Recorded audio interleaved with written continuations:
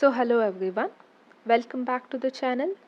Today we are going to learn how to generate Fibonacci sequence numbers and store them in the memory using LPC2148 microcontroller. We'll start by understanding the logic behind this particular sequence and then see how we can implement it in code. First of all, what do you mean by a Fibonacci sequence? So this is a Fibonacci sequence. It is nothing but series of numbers where each number is the sum of the two preceding numbers. That is, mathematically, this value f of n is obtained by adding f of n minus 1 and f of n minus 2, where 0 and 1 are initial values. You can check it with respect to any numbers here. If I see this particular number 13, it's obtained by the addition of 5 and 8. Okay, and this sequence continues. Okay, so you will have to specify in the code how many number of elements you want, and those many number of elements will be calculated and stored in our memory. Okay, now let's come to our actual code. So let's see what's happening here. At the top, as always, we have an assembler directive called area, which defines a section of memory in order to store this particular code. FIBO is the name I'm giving to this particular section of memory. Code, because this will be filled with instructions, and read only because I don't want any modification to be happening to this particular code during runtime. Entry indicates where exactly execution starts. This is the location, that is the very first label after entry is the location where execution actually starts. Okay, now let's move on with our actual instructions. In the first two instructions, we are storing register R0 and register R1 as 0 and 1 respectively, because they are the first two values of this particular sequence. Okay, and R2 is stored with the value 10. You can see hash 10, so it's a decimal 10, which means that we want total 10 elements of this particular Fibonacci sequence, where first two values are already known. Okay, and we are using a load instruction which stores the address associated with the label result into register R3.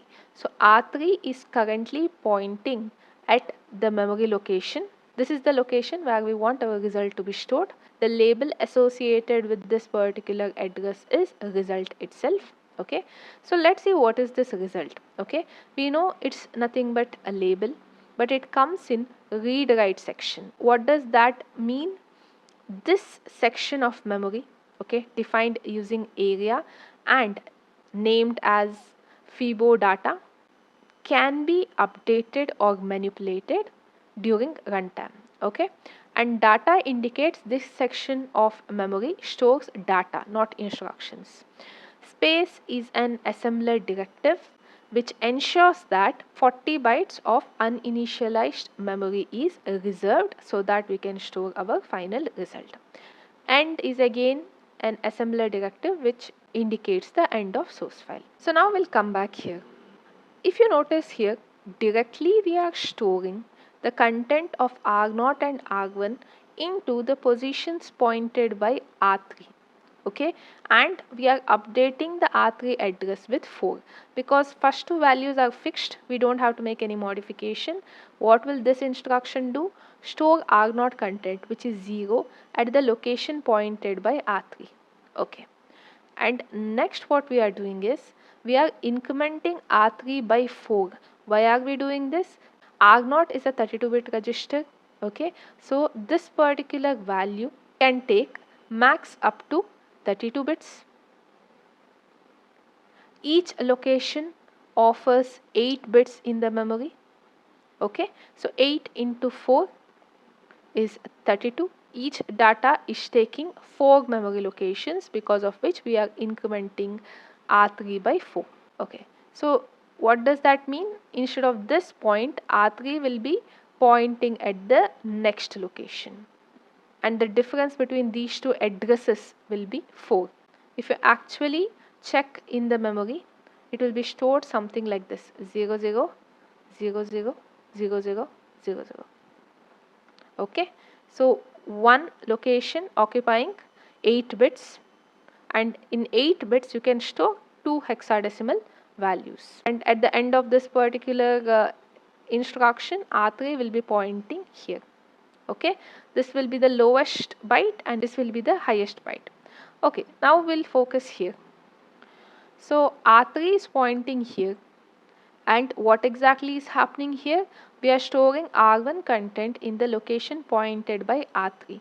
What is R1 content? It is 1. How do you think it will be written in the memory? Something like this. Okay, and at the end of this particular instruction, R3 will be pointing here. To make it easier to visualize, I'll just remove this. Okay, but you should know one particular data occupies 4 locations. Okay, next what we are doing is R2 is subtracted by 2. Why is this done? Because out of the 10 elements already we have placed the first 2 elements. So R2 is initially 10 minus 2 is 8. Okay, what actually it means is this particular whatever loop is there, which is used to calculate individual element and place it in the memory location, that needs to be carried out 8 times, because we need to place 8 more elements. So R2 will be currently 8. Okay, so what we are doing is we are performing addition between R0 content and R1 content. So that is 0 plus 1. What is the answer? 1. So R4 will have the value 1. Next what we are doing is we are storing this content in the location pointed by R3. So this is what we are doing, and R3 is incremented by 4 so that it can point to the next location. After that what we are doing is we are shuffling values so that R0 holds the value which was previously held by R1, and R1 holds the value which was previously held by R4.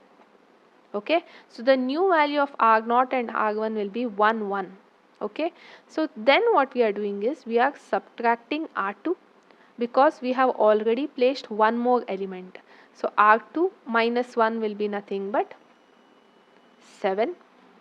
Okay, so that means 7 more elements should be placed, and you can see here subtract and set. After the subtraction, based on the result, CPSR conditional flags will be updated.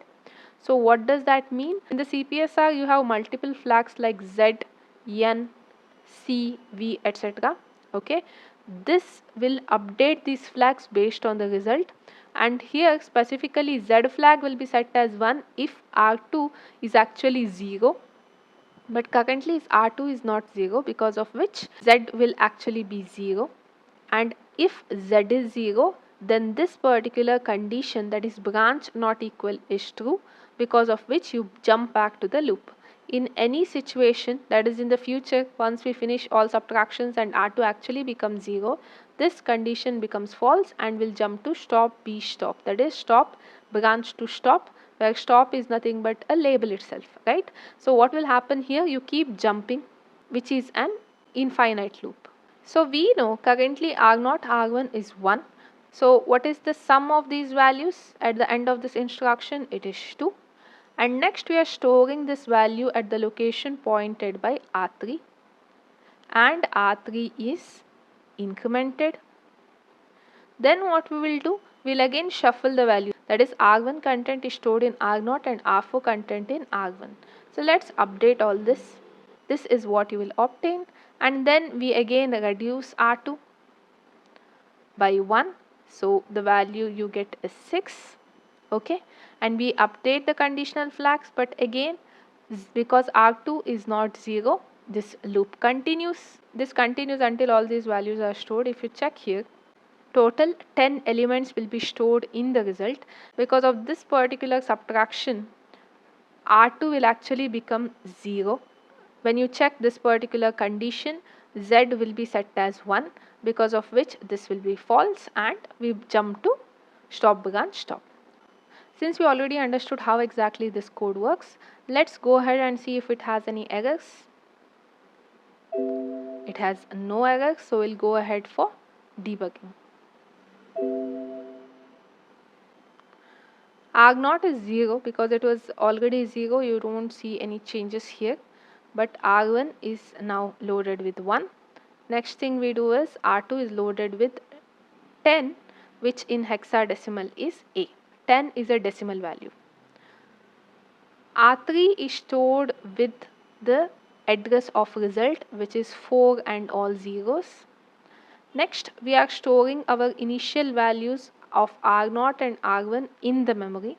Let's see that happening. Now, I have opened my memory window and I have loaded the address 4 and all zeros. Okay.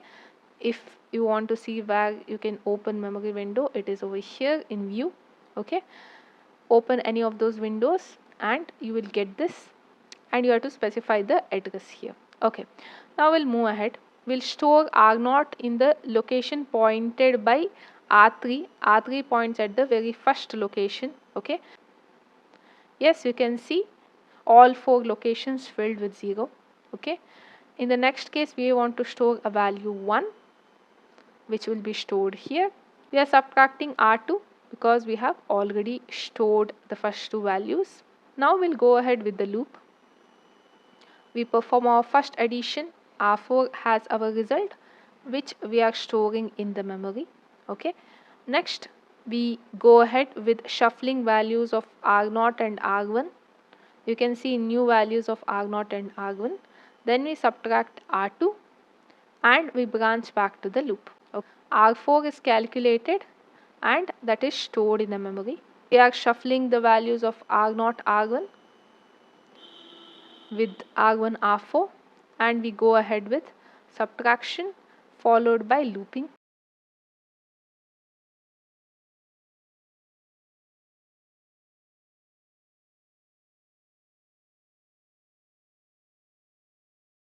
Instead of 13, you will see a value D because D is the hexadecimal version of 13. If you want to see in decimal, you will have to right click here and click on decimal. Okay, you will see the actual value 13 here. Now we'll go ahead and then when you shuffle and check the value of R2, it is actually 1. Now addition is performed and we are storing it in the memory. It is nothing but 34, and we go ahead with shuffling and subtraction. You can see now R2 is 0. See, every time when subtraction happens, CPSR is updated, but this branch only checks if Z is actually set as 1. So let's see what that results in. As soon as this particular branch instruction with the conditional code NE, that is not equal, ensures that Z is 1, it will branch to stop B stop. Okay, which is an infinite loop. So that's all about the Fibonacci sequence.